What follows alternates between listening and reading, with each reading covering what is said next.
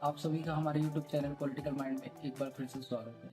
आज हम supreme court द्वारा हाल ही में दिए गए जजमेंट के विरोध में हो रहे भारतवर्ष में प्रदर्शन का डिस्कशन करेंगे कि ये विरोध प्रदर्शन सुप्रीम कोर्ट के एक जजमेंट के विरोध में इतना क्यों बढ़ चुका है, जहां पर कई राजनीतिक दल आके इन संगठनों का समर्थन कर रहे हैं। बेसिकली सुप्रीम कोर्ट के समक्ष एक याचिका फाइल हुई थी जिसमें राज्य सरकारों की शक्तियों की विवेचना की मांग की गई थी, यानी SC ST समुदाय के सब कैटेगराइजेशन की बात हुई थी।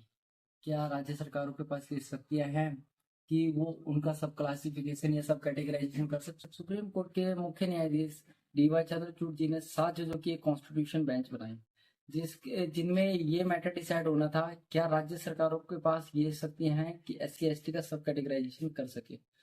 और दोनों पक्षों ने अपनी बातें रखी, अपने तर्क दिए, और अंत में सुप्रीम कोर्ट ने राज्य सरकारों की शक्तियों को अपहोल्ड करा और उनको सही ठहराया। लेकिन सुप्रीम कोर्ट ने जब से राज्य सरकारों की पावर को अपहोल्ड करा है, तब से भारतवर्ष में विभिन्न विभिन्न जगहों पर प्रोटेस्ट हो रहे हैं, धरना प्रदर्शन हो रहे हैं। और BSP, जिसकी मुख्य नेता मायावती जी है, और आजाद समाज पार्टी के मुख्य नेता चंद्रशेखर आजाद ने इन संगठनों द्वारा करे जा रहे धरना प्रदर्शन का स्वागत करा है और उसका समर्थन करा है। आजाद समाज पार्टी के नेता चंद्रशेखर आजाद ने इन संगठनों का समर्थन करा है और उनकी मांगों को जायज ठहराया है। अब आज हम इसमें डिस्कशन करेंगे बेसिकली रिजर्वेशन सिस्टम कहाँ से ओरिजिनेट हुआ और हमारे को इसकी क्या जरूरत है, और ये जो लोग प्रोटेस्ट कर रहे हैं वो क्यों कर रहे हैं। तो हम इस स्टार्ट करते हैं इसके हिस्टोरिकल बैकग्राउंड से। तो सन 1932 में एक पूना पैक्ट साइन हुआ था महात्मा गांधी और बाबा साहब अम्बेडकर के बीच, जिसमें ये शर्त रखी गई थी बाबा साहब अम्बेडकर द्वारा कि अनुसूचित जाति और जनजाति लोगों को आरक्षण दिया जाएगा, क्योंकि ये लोग ऐतिहासिक और सामाजिक रूप से काफी पिछड़े हुए हैं और रिजर्वेशन ही एकमात्र साधन है जो इनके समाज में बढ़ोतरी कर सकता है, या समाज में तरक्की कर सकता है और इनको समाज में समान अधिकार दे सकता है। अन्यथा इनके ऊपर अत्याचार और शोषण रहेंगे और वो अनंत काल तक चलते रहेंगे। संविधान में निहित कुछ शक्तियों के मुताबिक, यानी अनुच्छेद 341, अनुच्छेद 342 के तहत SC ST सब कैटेगराइजेशन की जो शक्तियां हैं वो पार्लियामेंट ऑफ इंडिया यानी हमारे संसद को और राष्ट्रपति को ये पावर है कि वो उसको नोटिफाई करे।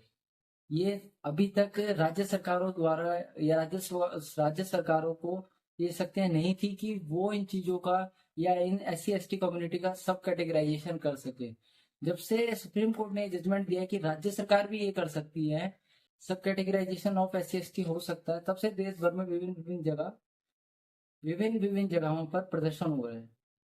जो संगठन धरना प्रदर्शन कर रहे हैं उनका मानना ये है, ये बेसिकली फूट डालने की बात हो रही है, जहां पर SC और ST समुदाय की एकता को तोड़ने का काम करा जाएगा, जहां पर उनके बीच फूट डाली जाएगी और उनका जो ध्यान है वो सामाजिक जस्टिस से हटकर आपसी टकराव में आ जाएगा। और इस कारण से इस चीज को एंटी कोटा एंटी रिजर्वेशन बताया जा रहा है और इन्हें एंटी दलित भी बताया जा रहा है। कोर्ट ने ये जजमेंट दिया है, तब से देश भर में विभिन्न जगहों पर प्रदर्शन हो रहे हैं सुप्रीम कोर्ट के जजमेंट के द्वारा।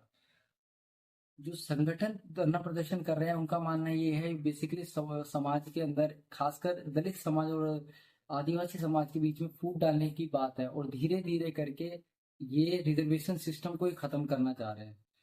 और भारत सरकार पर अब ये दबाव बनता जा रहा है कि वो इसके समक्ष या सुप्रीम कोर्ट के जजमेंट के विरोध में कोई अपना स्टैंड क्लियर करे। केंद्र सरकार के समक्ष विभिन्न कुछ उपाय हैं जिनको हम आज डिस्कस करेंगे। सबसे पहले रिव्यू पिटीशन डाली जाए, यानी पुनर्विचार याचिका।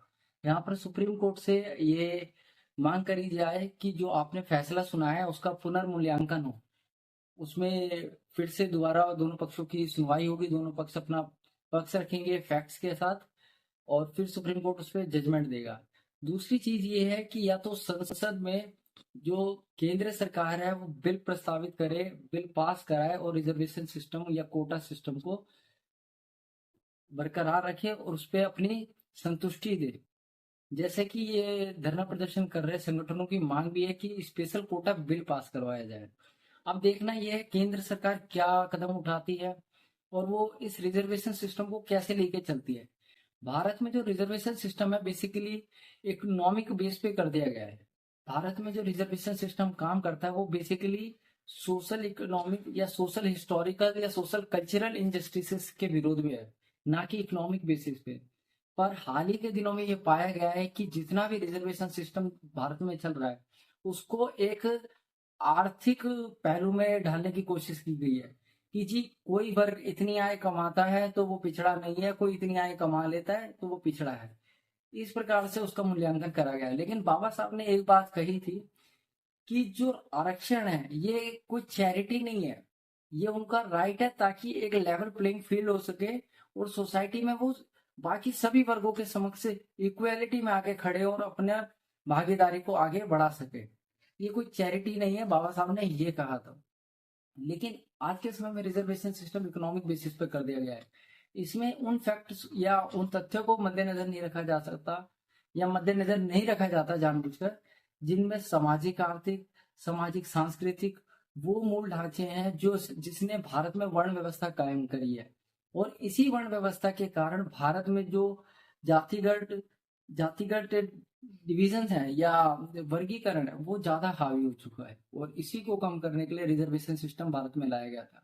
ये शुरुआत में जब लाया गया तो इसका प्रावधान खाली 10 सालों का था, लेकिन जितनी भी सरकारें आई उन्होंने 10 10 साल इनका आगे बढ़ाया है कार्यकाल, और अभी फिलहाल इस अमेंडमेंट में ये 2030 तक बढ़ाया जा चुका है। प्रदर्शनकारी संगठन जो है उनकी एक मांग ये भी है कि जातिगत जनगणना कराई जाए, और जातिगत जनगणना का जो मुद्दा है, लीडर ऑफ अपोजिशन जो है लोकसभा में राहुल गांधी और तमाम अपोजिशन के लोग, खासकर कांग्रेस पार्टी ने अपना स्टैंड क्लियर करा है। वो चाहते हैं जातिगत जनगणना हो ताकि जो विभिन्न जातियां हैं भारत समाज में रहती है उनकी आर्थिक सामाजिक पृष्ठभूमि का मूल्यांकन हो, एक सही एक हमारे पास ठोस आंकड़ा हो जिसके आधार पर हम एक नीति का निर्माण करें।